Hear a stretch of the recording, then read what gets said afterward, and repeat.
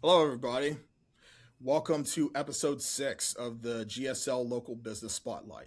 I'm Robert Rippey, founder and CEO of GSL Media LLC here in Columbus. Today's episode is brought to you by Stansberry Media and Strategy.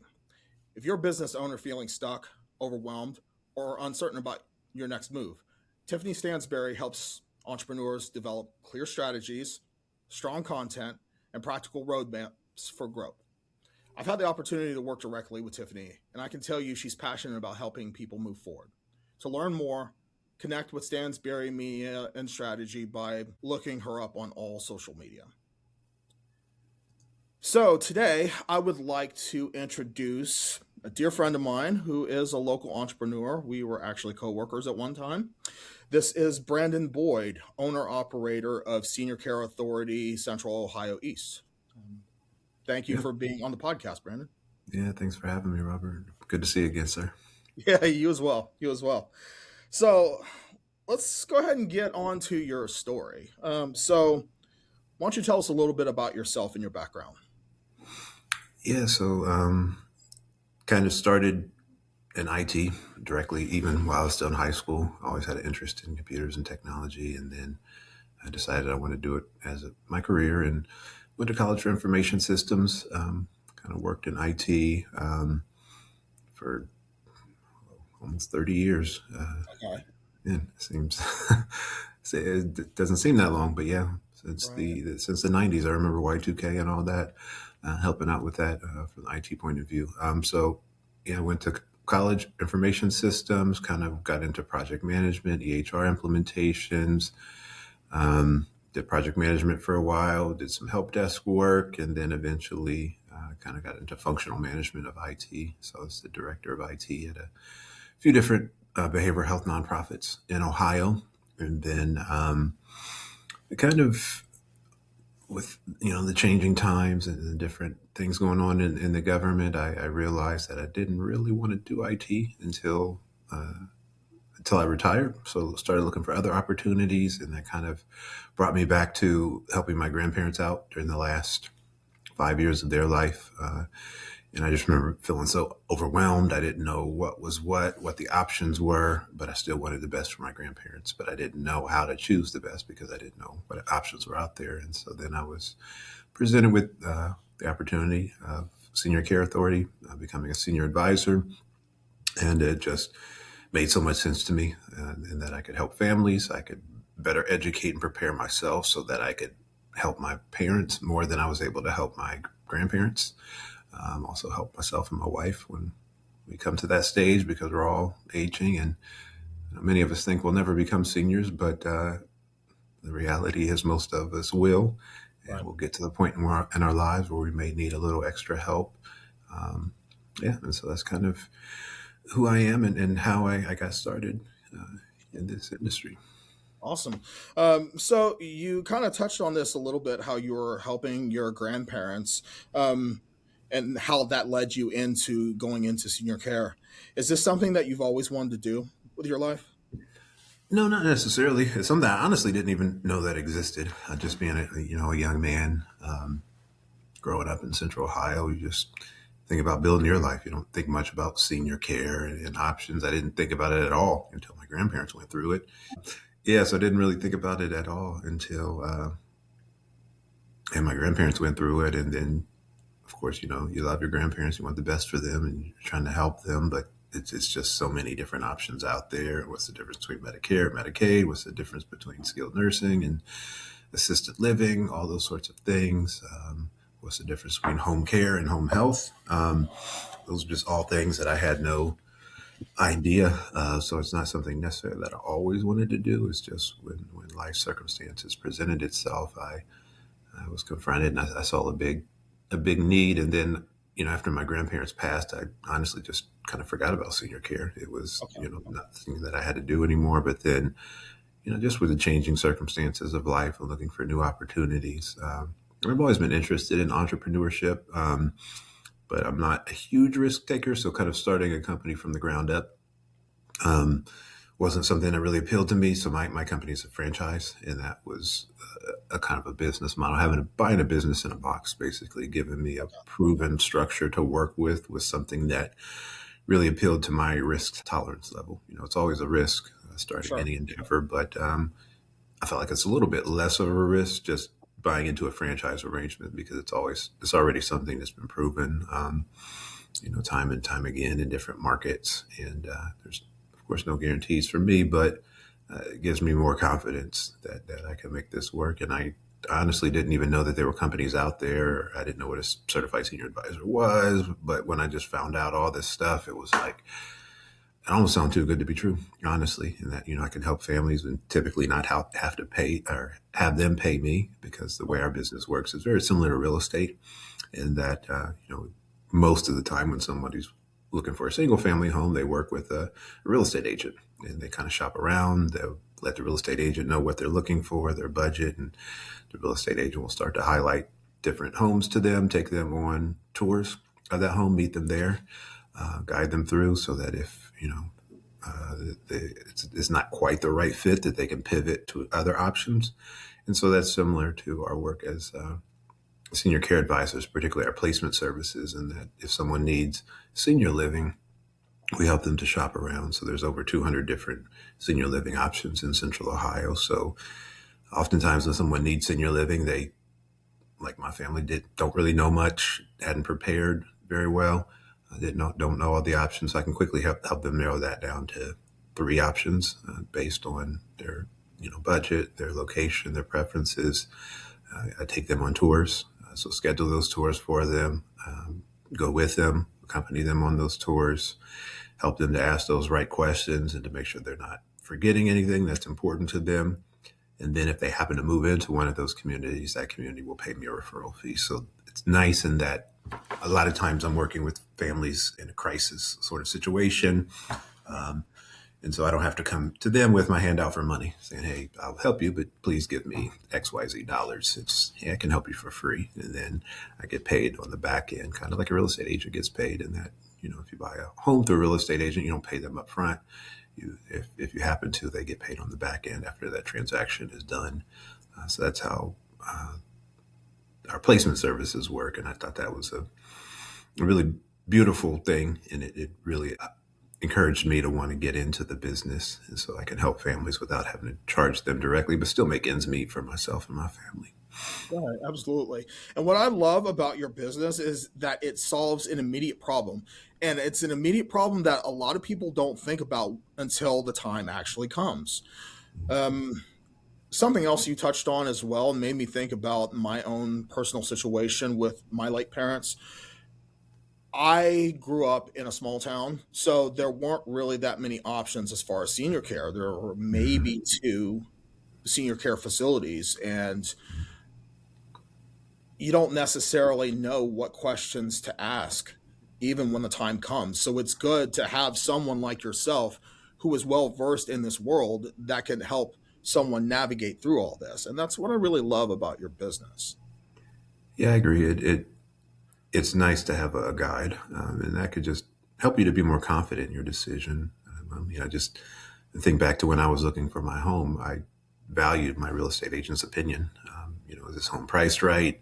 Is it, are there other options, around the corner that are better? Help me to figure this all out. And so that's what I hope. That's what I do for families. So kind of my first 6+ months in business, I wasn't so much helping families, but I was just learning the business. I was going around visiting each and every senior living community in Central Ohio. Took me some time because there are quite a few options, Right. but you know, um, reviewing their state reports, just asking those questions myself as if I was a prospective family member, just getting to know the communities and really understanding the people that are at those communities as well, because that's really what it's all about. It's not about buildings, but it's about the care that people receive. So trying to get a sense of what their staffing ratios are, what their turnover is like. Is it one of those? There are, in senior living, as in many industries, there's staffing issues, and Right. so is it one of those communities that everybody's only been there for 3 months? Okay, well, that's okay, but that may indicate that there's an issue. Or is it a community that has a lot of longer tenured staff where that's, to me, a good indicator that that community has a solid foundation of care. So just knowing all those type of things, and really being an insider of the industry is something that I can bring to the table and help families with that they're not going to find on the internet. They're not going to Right. be able to Google it, and they're not going to be able to fill out a form to tell, okay, well, this person can't, or this community can't keep staff because of issues that they've been having throughout the years. The internet's not going to tell them that, but just me having my pulse on the local community or the local industry in Central Ohio can really be something valuable for families. Absolutely. So, what were the biggest challenges when you first started? The biggest challenge was just wrapping my head around entrepreneurship and how to fund the new business. When I was first kind of presented with franchising and the different opportunities, you know, I thought franchising was for multimillionaires, and I'm not a multimillionaire at this time. So I thought, it's not really an option for me.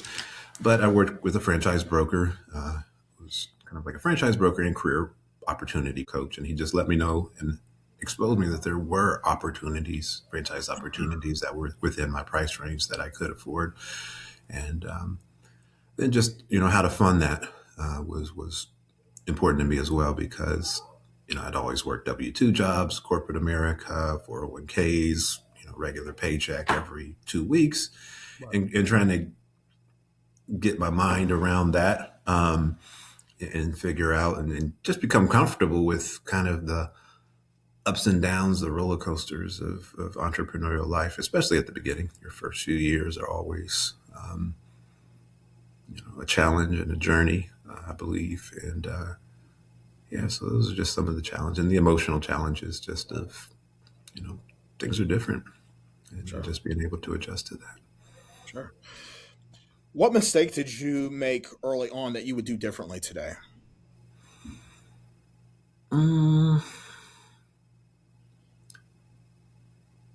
I would probably start trying to get in front of like audiences more, like public speaking. I felt like I had to get a certain amount of experience, 6 months, 9 months before I could really go out there and confidently speak before people. But that honestly wasn't true. Even from the very get go, after a few months of training and a few months of doing this full time, I still knew more than the general public. So I had value to bring, but I just felt a little bit self conscious about my own tenure in the industry. I was like, well, I don't really have enough experience to be able to teach others and speak to others. And that's one thing that a lot of people hate it, but I actually enjoy public speaking.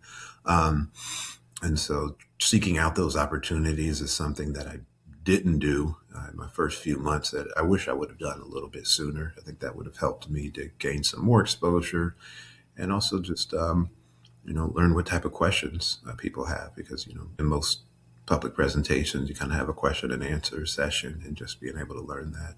Um, so that's probably one thing I would have done differently in retrospect. Okay. So, how did you get your first customers? Referrals. Yeah. Okay. So, kind of friends and family. So I let, all my friends and family, everybody who I had an email address for, kind of knew right when I started this company because I started sending out basically information, educational information about senior care and that type of stuff. And people would come to me and say, is that really from you or is this spam? Did somebody, do something? And I'm like, no, no, no, that's really me. So my first few customers were friends and family. And then also referrals from business partners, just the relationships that I've been able to establish over the last year, elder law attorneys, home care agencies have referred clients to me. And that's just been a big help because a lot of times people don't know the general public doesn't know that there's senior care advisors out there to help them guide them through senior living. They think that they have to do it themselves. And so a lot of people will start down that route. And even some of the families that I've helped have been families that didn't know that services like mine existed. So they did it the do it yourself route.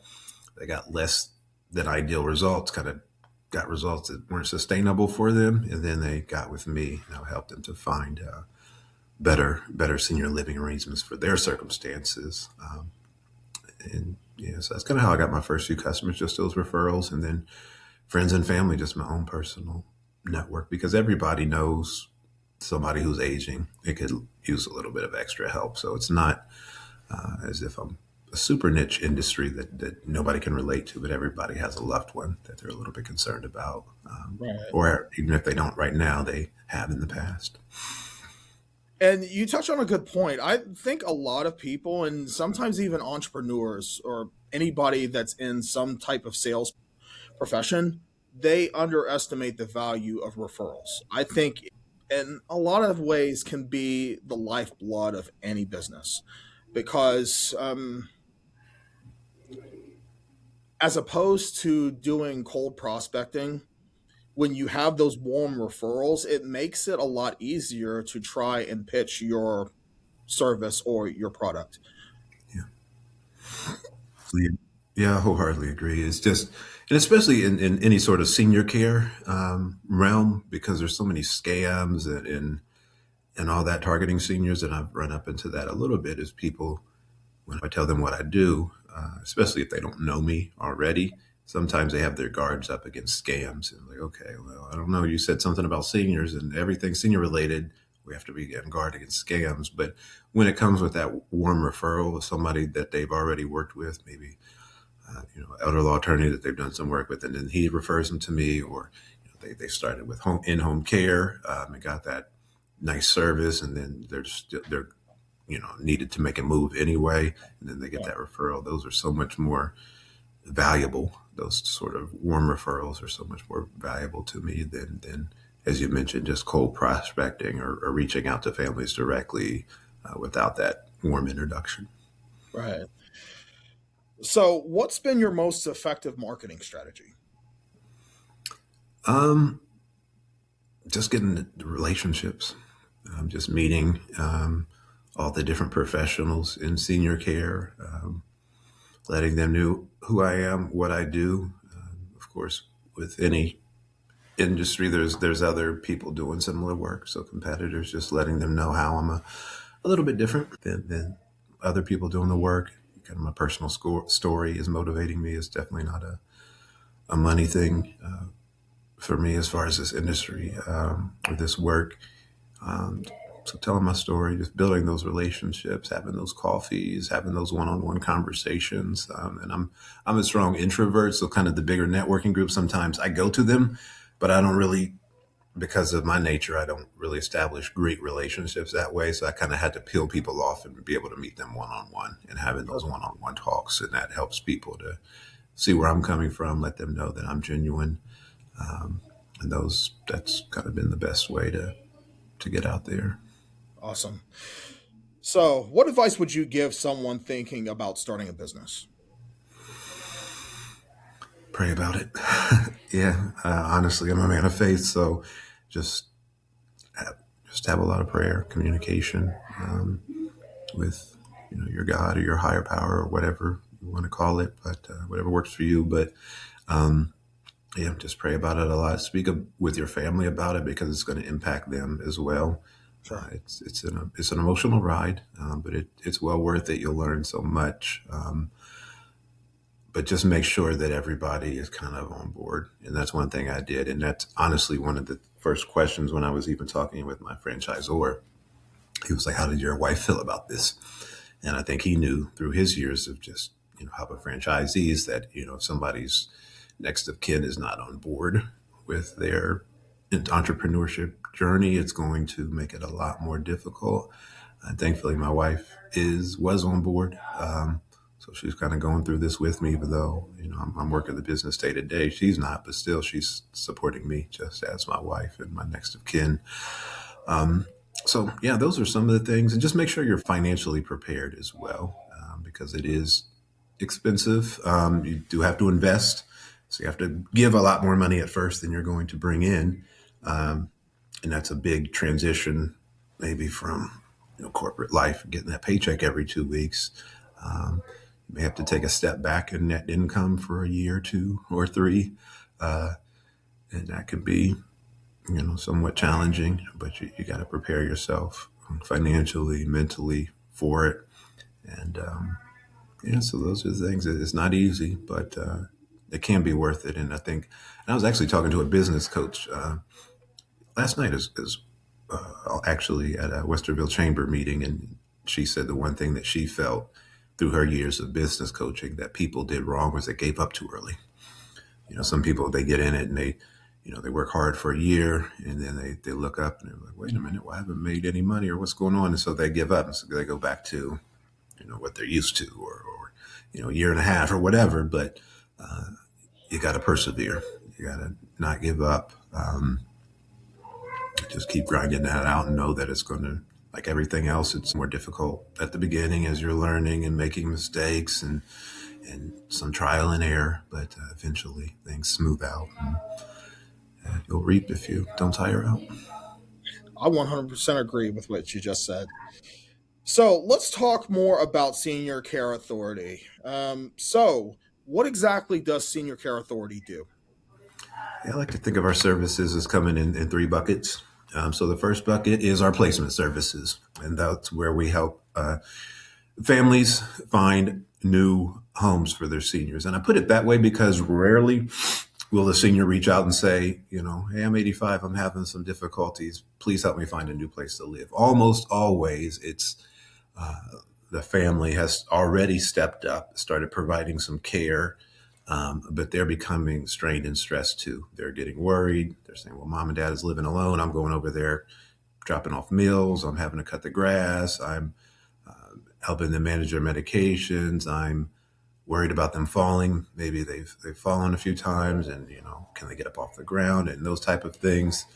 So typically, if someone's making a move to senior living, is their family is already involved, their loved ones, and they're kind of guiding them and helping them through that process, because they just need some extra help, a little bit more than the family is able to give in their current circumstances. So that's our first service. That's our placement service. That's the one that's almost always free to families, in that when we guide a family to a community, the community will pay us a referral fee. So that's our first and primary service. Our second is our elder care consulting. So that's more for those who are not ready to move yet.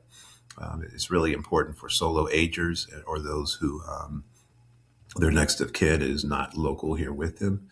So we can be that boots on the ground care coordination. We do peace of mind visits. Some people are like, I think my mom is fine, but I'm not able to get there.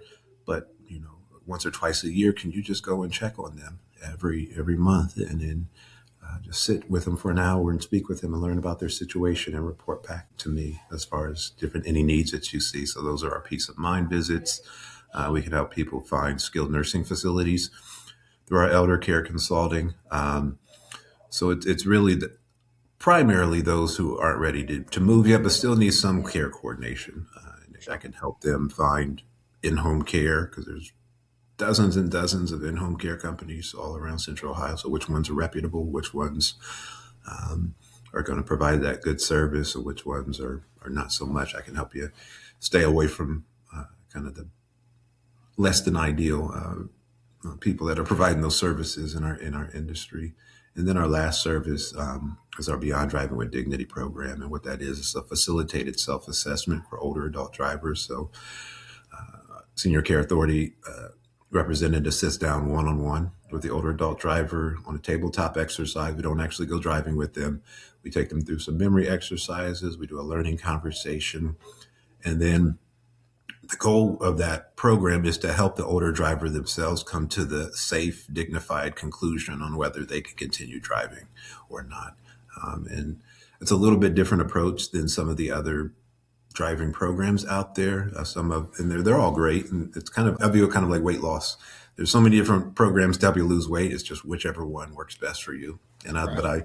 I like our program in that We try to dignify the older adult driver and empower them to make that right decision, because we found that if it's a clinical decision that a doctor just gives, or their family member just gives their opinion that you're not, we don't think you're safe to drive anymore. A lot of times the older driver will kind of push back against that decision and still try to drive anyway. And so if it's not the older driver's decision, if they're not on board, they're going to try to still drive, put themselves in unsafe situations, and oftentimes it can be somewhat damaging to their mental health if they're forced into a situation of not driving that they don't quite agree with yet. So we try to get them on board, help them to come to the proper conclusion for them and their family. So it's a very dignified approach. So those are kind of our three buckets of services. Again, our free placement services, then our elder care consulting, which is a paid service, and then our Beyond Driving with Dignity program. So it's all involving with helping older adults and their families. Okay, awesome. What are the biggest misconceptions families have about senior care? I think that you hear a lot about aging in place. And in true, I think we're all aging in place. I'm aging in place. I'm 44. I've been in my home since I was in my late 20s. And so I'm aging in place. And I hope to age here until it no longer works for me. But I think a lot of families, they think that aging in place is always the best and right option. Um, but there comes a certain point in time where maybe it's not. Just because the home or your apartment where you have been living since you were in your 30s and 40s, just because it worked for you decades ago, does not mean it's the best place for you right now. And I think back to my grandmother. They moved into their home on the north side of Columbus when she was in her 30s. She stayed there until she was in her 80s. She never moved. But really, her last few years of life, the home didn't suit her anymore. She wasn't able to maintain it. We had to come and help cut the grass and maintain the lawn and any plumbing issues, electrical issues. We kind of had to help coordinate. She couldn't manage her finances anymore. She couldn't bathe herself. She couldn't go up and down stairs of her own home. And so her home just wasn't the right, most comfortable place for her anymore. It was just something she couldn't maintain herself. It was starting to become a burden for the family to try to maintain our homes and her home. And some of this, just the setup with the stairs, just wasn't really even safe for her anymore. So I think that's kind of the main misconception that families have, is that we have to stay home, we have to stay home, we have to, and we got to try to force it. And I encourage everybody, stay at home as long as it's practical. But I've talked to my wife. We have a lot of stairs in our house, and I let her know that when and if we get to the point in our lives where we have difficulty going up and downstairs, we're just going to move. We're not going to try to, force ourselves to stay here because this is, where we spent our 30s and 40s. We can't be so attached to physical locations, but we need to get where is best for us at what stage of life we're in. Right. So I think that's kind of the biggest misconception families have, is just trying to stay at home too much. And also, they just really don't know the options, because some people think, well, it's either you stay home or you go to a nursing home. And that's just not the reality. That doesn't have to be the reality. There are other options: assisted living, independent living, even assisted living memory care that are out there for older adults that can be a nice option instead of a nursing home, because a lot of people have a negative connotation of nursing homes. They've been in them in years past.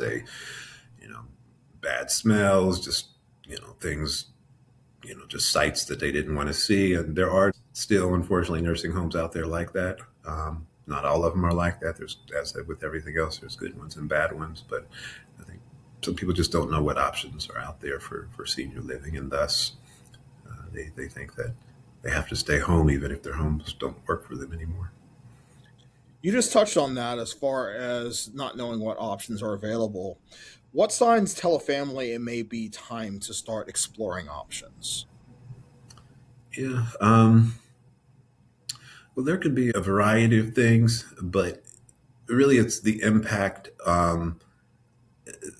that helping your loved one is having on the whole family.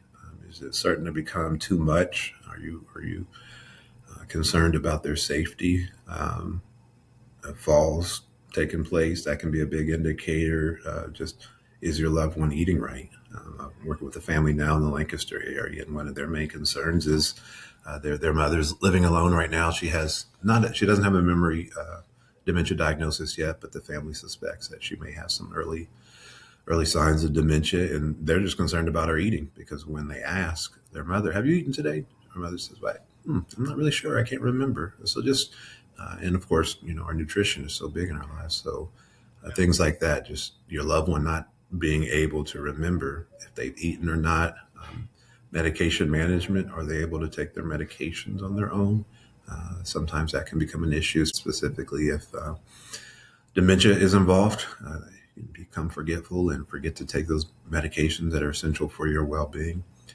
So it's not necessarily just one thing, but it's kind of like a lot of little signs. One that I think that is underrated or just not emphasized enough is just that human connection.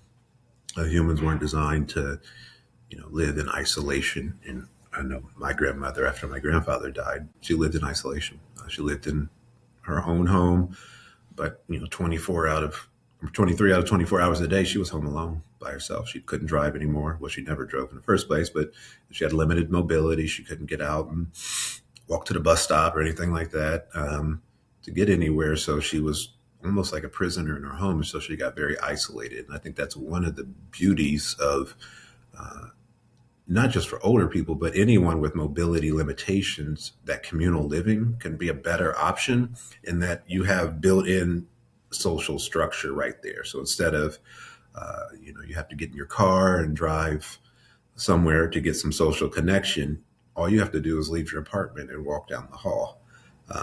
And people are going to be right there.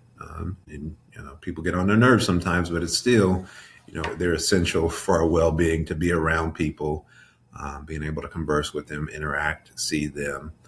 So that social connection. So if someone's kind of just in the phase of their life where they're not able to get around very good and they're becoming isolated, that can be another big sign. It's just for their mental health that maybe senior living in a communal setting would be a better option for them. And then, of course, our mental health affects our physical health.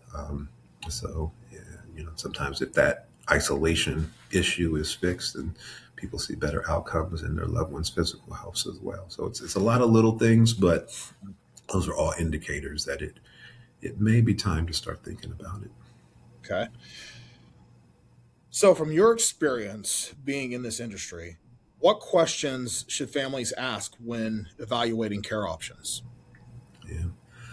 Well, look, there's so many care options. So first, just educating yourself on what they are. And I always encourage people to bring in-home care first. So Okay. where you're at, so there's various agencies around Columbus that will bring in they're not a nurse, they're there, but they are trained.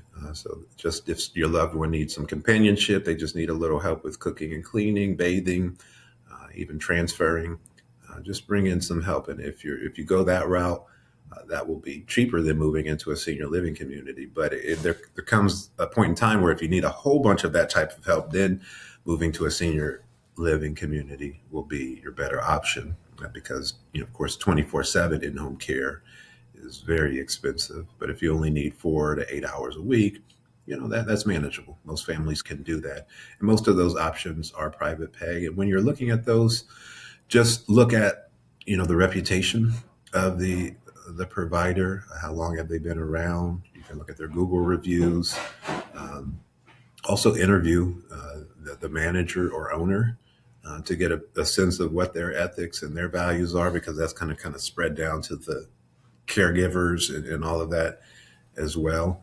And talk to two or three, and whichever one you feel is the best fit, choose that. And then as far as evaluating senior living communities, I always encourage the first thing, the smell test. So right when you walk in the front door, take a big whiff if you're not too scared and see what you smell. And so if you smell bad odors, then that's a good indicator that there's some things that need to be improved in that community, because bad odors in senior living are associated, but they don't always have to be that way. That's not inevitable. There's many communities that they have issues that could lead to bad smells, but they clean them up quickly.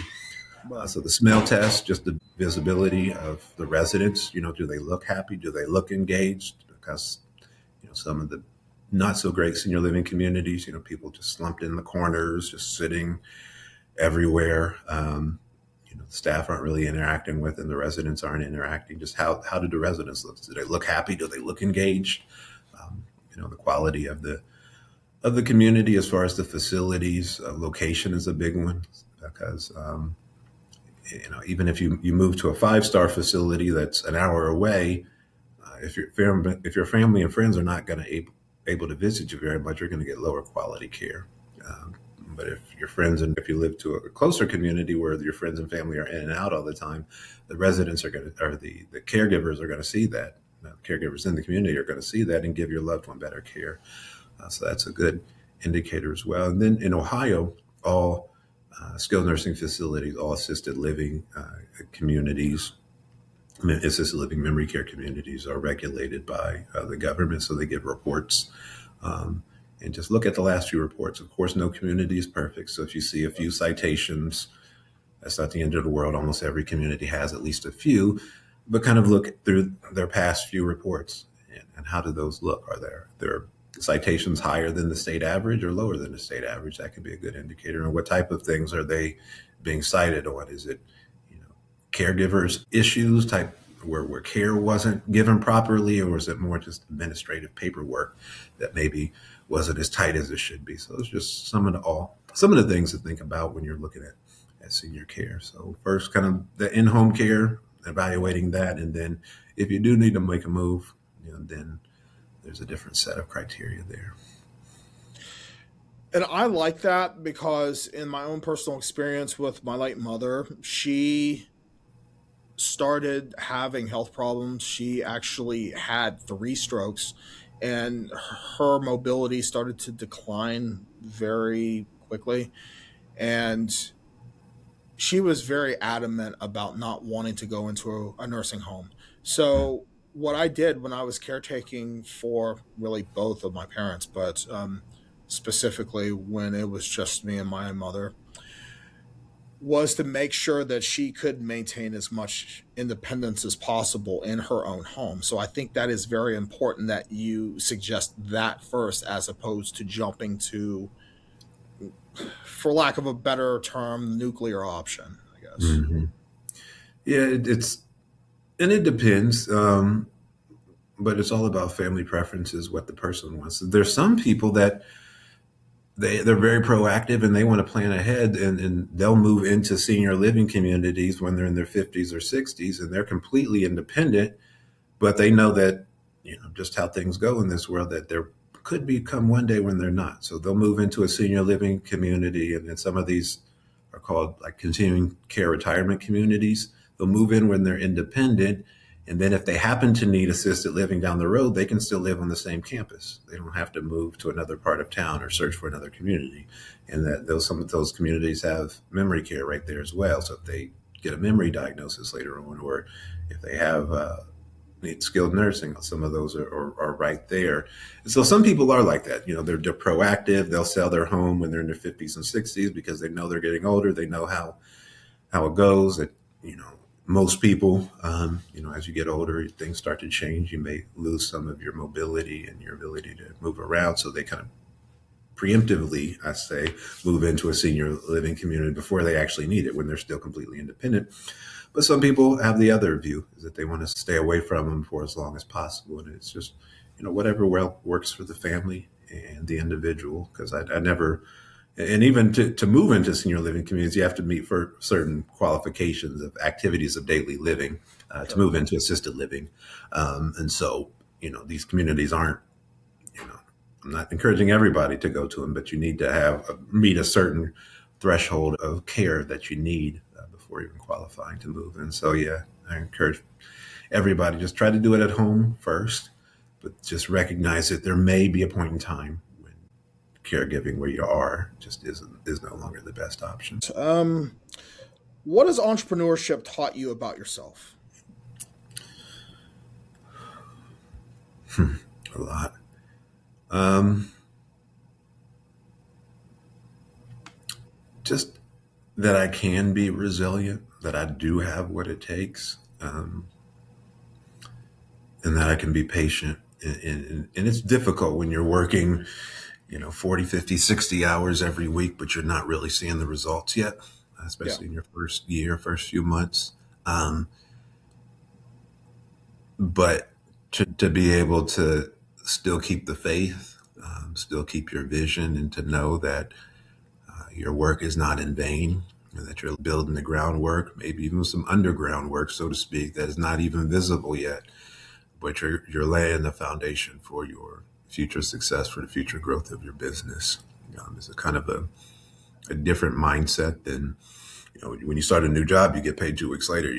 That's just the way it goes. Right. But entrepreneurship is a different ball game, and just to know that I can do that, but it's also an emotional journey. And so that's one thing that I've learned about myself as well is I just need to protect my mental state and take care of myself, and not try to run myself ragged because I'm a hard worker, and sometimes my impression was, well, the harder I work, the faster results are going to come. Well, if you plant a seed, you can't, you got to wait for it to grow. You can't, Right. stomp on it or overwater it or underwater and expect it to the cycle to speed up or go any faster. So sometimes it's just a matter of planting those seeds and kind of keeping an eye out and seeing which one is growing, and then you can give your attention to that one. So those are some of the things that entrepreneurship has taught me about myself. Is just how to be even more resilient, but also the importance of balance and self-care, taking care of your mental health, your physical health, because especially if you're new and the business is just all you,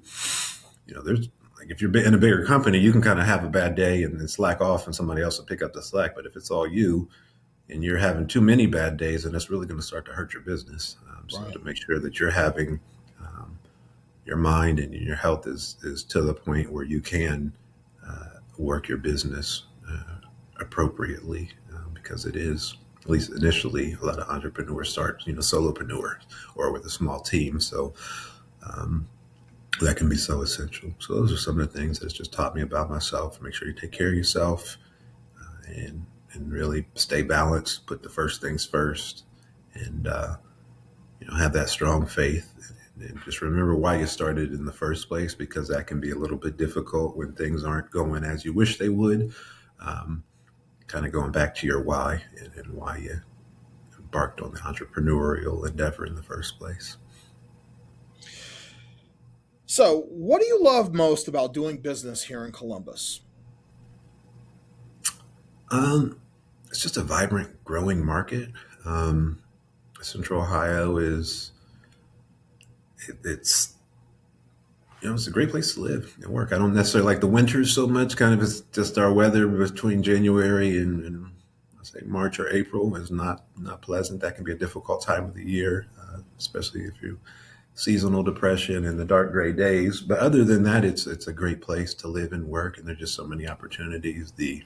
Um, there's people flocking here from all across the nation. We have the university here; it's the seat of our state government. I feel like those two things kind of insulate our local Central Ohio economy from some of the up and downs of other industries. So we don't rely so much on industries that have a lot of up and down, but we're relying mostly on the state government and then the university. And there's other industries here as well, but I feel like those two big ones kind of keep our economy grounded here in Central Ohio. And yeah, there's just so many opportunities. I think that's the big thing, and so many opportunities to network. And everybody's pretty collaborative. I mean, there's competition out there, but it's not, as if I've found, at least, it's not malicious competition. It's just we're just wanting to really do the best that we can with the businesses we have, and provide services to those that are in need. Right. So, where do you see Columbus heading over the next few years? Um, just continued growth. Just kind of, I don't. Hopefully, we don't get too big, but just continued growth, and Yeah. And as far as senior living is concerned, in particular, kind of through my lens, I think we're going to need a lot more communal senior living communities like assisted livings. I think our society, you know, many decades ago, we were set up in a way, just our culture was set up in a way as, if an older one in our family needed some help, we either moved in with them or they moved in with us. But a lot of times our family dynamics and our homes just aren't set up that way anymore. So sometimes we're going to have to pay for our loved ones to go into a communal type assisted living environment. And so I think we're going to need a lot more of those because everybody's aging. And thanks to advances in medicine and in clinicians and all that, we're living longer than we have in the past. And so sometimes we need those supports even more so than we did in the past. And I feel like decades ago, our lifespan was a lot shorter, 60, 70 years. And then that was it. Now we're living 70, 80, even 90s sometimes. And so our current housing stock is not really set up for 80 and 90-year-olds. So we're going to have to build new places that are a little bit more, they call it age inclusive design. So I see a lot more age inclusive design coming for certain communities, not relying so much on stairs, grab bars and showers and all that stuff kind of staying standard. I hope to see that a bit more. And that will even help people to age in place more because a lot of our older homes, at least, weren't designed with 80 and 90-year-olds in mind, Right. But there's certain modifications that can be made, but I hope to see more and more intentional design so that, people can stay at home even longer if that's the option that they want to go. What's the most rewarding part of your work? Helping families, helping them to get more peace in their lives. I helped a family in Reynoldsburg. It was the nephew reached out to me just to say, well, my aunt and uncle, I'm their next of kin. They don't have any children. And he just let me know their situation. They've had a few falls. They live at home alone now, but they're no longer able to maintain the home. I'm having to go over there and cut the grass. My wife has to go and prepare meals for them every day. And we're in our 60s as well. And they're in their 80s. And, we're kind of being run ragged trying to support two different households. And he said, Yeah. and they weren't high income either. So they had a little bit of retirement funds coming in, but really most of their money was tied up in the equity of their home. And I kind of explained to him, well, some of these communities out here, they'll allow you to private pay for a duration at 1, 2, 3 years. And then after that, they accept Medicaid as payment if you run out of money and deplete all your funds, because he thought that, you got to be rich to move into senior living. You got to have multi-million dollars. And that's true for some communities. But for other ones, they're more flexible on the pricing options. And so there's a lot of beautiful communities in Central Ohio that will even accept Medicaid day one as a payer if you get approved for the assisted living waiver through the Central Ohio Area Agency on Aging. So, of course, if you have a lot of money, that gives you more options because you can private pay, then all the options are available for you. But even if you are a lower income, lower assets, there's still options, nice options out there. You have to jump through a few hoops because, if you want Medicaid and the government to be your payer, then, they want to make sure you qualify. Right. But, there's just beautiful options really at every price point. So that's kind of one thing I just want families to know, and that I like helping families to recognize that, that there are options out there. Just because some people think, well, mom or dad doesn't really have much money, so we have to keep them at home.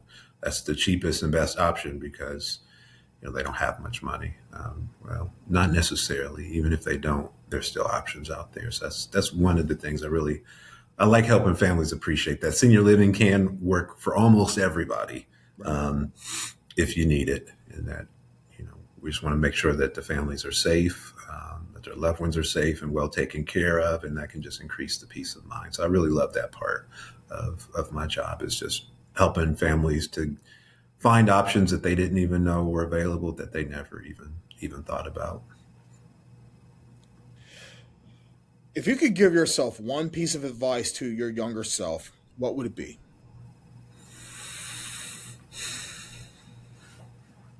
Um,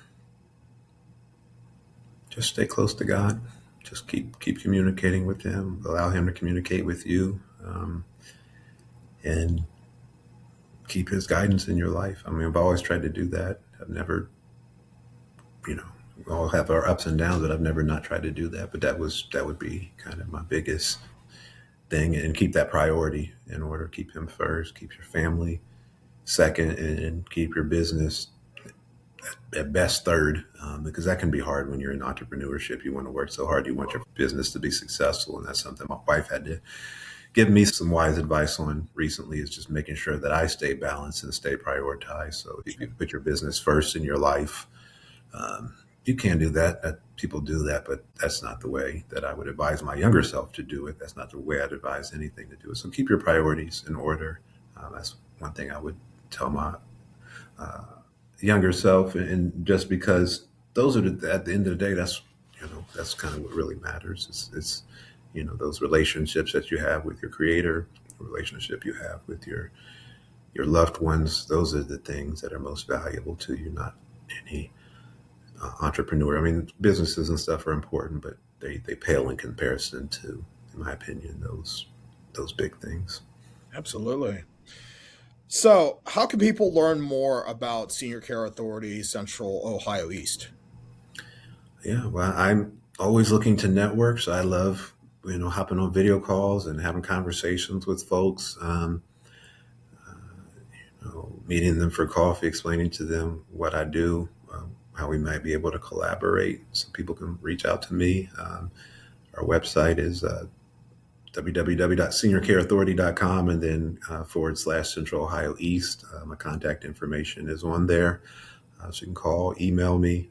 So you can kind of read about our services on our website. But I love kind of having conversations with people, because that really can make things real for them. I can kind of explain the business model. So if anybody wants to learn more, I just encourage them to reach out to me directly. My contact information is on my website, my phone number, email address. And I'd love to be able to speak with them. So yeah, that's what I would encourage them to do. If somebody really wants to learn more, then contact me directly. But if they're just kind of interested, then check out my website, and you can kind of read our overview for yourself. And you can also read the description and find the website as well. So, feel free to check it out in the description as well. Mhm. But I would like to thank you for spending time with us on the GSL Local Business Spotlight. This has been a very educational and very inspiring episode, honestly. Just learning things that I didn't know necessarily about senior care. And you seem to bring a lot to Central Ohio as far as what you offer and what your business offers. And yeah, I really appreciate you being on the podcast. And Yeah, thank you for the opportunity. And yeah, I'm passionate about senior care and helping families. I think that's evident by everything that I've said and just my disposition. But yeah, thanks for the opportunity, and yeah, for having me on the podcast. yeah, Wish you and absolutely. GSL the best. I appreciate that. Again, this episode has been brought to you by Stansberry Media and Strategy.